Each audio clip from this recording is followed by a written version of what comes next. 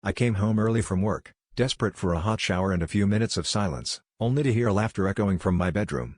My heart was already in my throat before I even opened the door, but nothing could have prepared me for what I saw: my boyfriend tangled in my boss's sheets, both of them looking at me like I was the intruder. The room reeked of perfume and betrayal, and I stood frozen, my mind scrambling to process how the two people I trusted most could be entwined right in front of me. Before I could even scream or cry, they both scrambled for their clothes and started spitting out excuses, half-hearted apologies, and a tangle of accusations, at each other, at me, at the universe.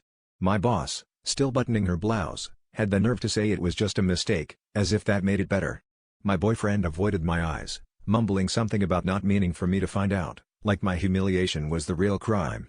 I felt every muscle in my body tense, caught between running from the room and burning the whole place down. But then, my boss slipped up. In her panic, she blurted out something about the plan and keeping the story straight at work. I pressed her, unwilling to let the moment pass, and she finally admitted it. They'd been seeing each other for months, and their little affair was just the start. They'd been plotting to get me fired, feeding my higher-ups stories about me missing deadlines, being unreliable, also I'd be out of the picture. The betrayal wasn't just in my home, it was in my career, my reputation, every piece of my life I'd worked for. I wanted to scream, to throw something, to collapse, but all I could think about was the years I'd spent trying to prove myself, never feeling like I was good enough for either of them.